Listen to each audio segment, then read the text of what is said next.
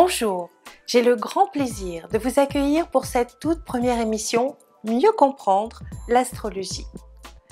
Je vais vous présenter une série de vidéos qui va tenter de vous permettre d'y voir plus clair sur l'univers de l'astrologie et de comprendre comment procède un astrologue et donc ainsi de mieux connaître cette discipline.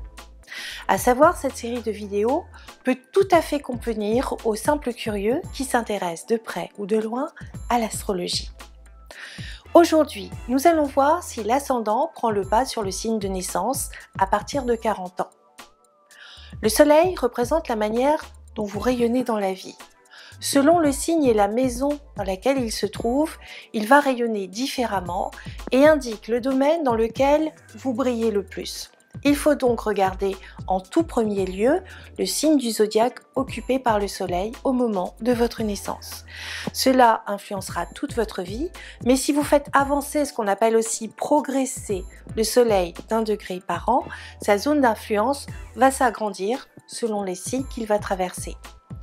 Pour voir comment vous allez évoluer dans la vie, il faut regarder la nature de votre signe solaire, s'il est terre, air, feu ou eau. Cela impliquera un mode d'action. Et les signes de terre vont être pragmatiques, les signes d'air sont plutôt intellectuels ou ont soif de connaissances, les signes de feu sont enthousiastes et ont des aspirations, et les signes d'eau sont plus créatifs et plus émotifs. Ensuite, on regardera si le soleil est dans un signe cardinal, fixe ou mutable. S'il est cardinal, il aura tendance à démarrer des actions lui-même. S'il est fixe, il sera beaucoup plus conservateur. Et s'il est mutable, il saura s'adapter beaucoup plus facilement. Vous l'avez bien compris, le soleil donne une indication fondamentale par rapport à votre manière d'exister.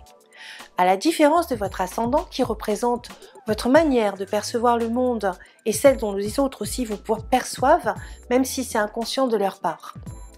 Dans un thème, il faut tenir compte des luminaires, c'est-à-dire du soleil et de la lune, ainsi que de l'ascendant, ce qui donne en combinant le tout environ 1728 personnalités individuelles de base.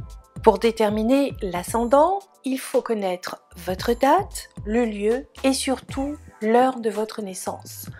Le point ascendant est indiqué par l'intersection du cercle horizon avec l'écliptique.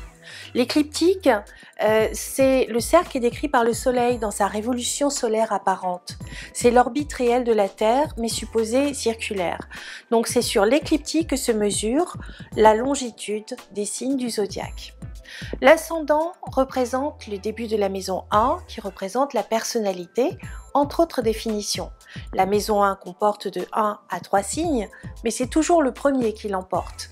S'il y a des planètes dans ces signes, d'ailleurs, on les appellera les planètes ascendants. L'ascendant indique les caractéristiques physiques et psychologiques. Le zodiaque fait 360 degrés, ce qui nous donne 30 degrés par signe.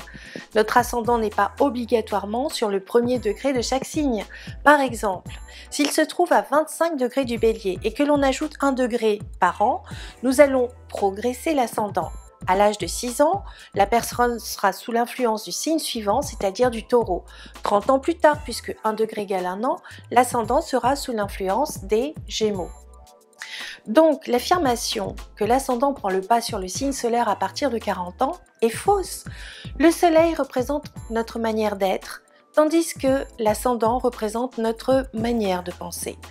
Nous pouvons élargir nos compétences par la progression du soleil dans les signes. Nous pouvons penser différemment dès notre plus jeune âge lorsque notre ascendant avance dans les signes suivants. Il est évident qu'avec le temps, nous nous affirmons plus. Mais l'ascendant peut s'affirmer différemment dès qu'il est soumis à l'influence du signe suivant, à savoir tous les 30 degrés, donc tous les 30 ans. N'hésitez pas à vous abonner gratuitement à cette chaîne YouTube, mais aussi de suivre mon actualité sur ma page Facebook, Angélique Médium, et sur mon site internet, angélique.fr.